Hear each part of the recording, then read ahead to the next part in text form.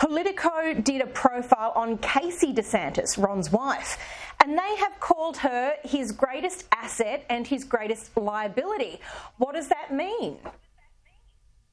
You know, it was a very, very long article, and it was a complete hit piece on her, comparing her to Lady Macbeth. And for those out there who don't know Shakespeare, like I don't know Shakespeare, I had to actually look up who Lady Macbeth was.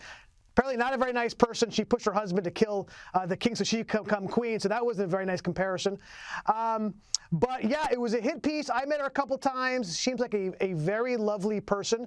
It does show, again, how the media is essentially a proxy for the Biden campaign, because what Biden wants and the media apparently wants is Trump to be the victor and the nominee. So they're going after not Trump, they're going after DeSantis. And yeah, it was quite sad. If you read through the entire thing, I think most people probably didn't. I had to because of this. You know, the people they quoted was otherwise, trust me, I would not have, was an MSNBC contributor, a bunch of anonymous political Republican sources, and Roger Stone, the hitman for Donald Trump, a convicted felon. So those are the people that they relied on for besmirching Casey DeSantis. So it didn't hold a lot of water with me, to be honest.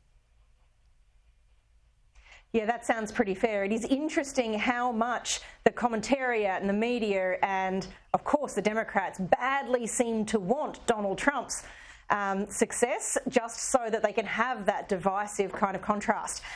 Of course, earlier this week, the South Carolina Senator Tim Scott announced that he is going to join the Republican nomination race. The field's getting pretty crowded.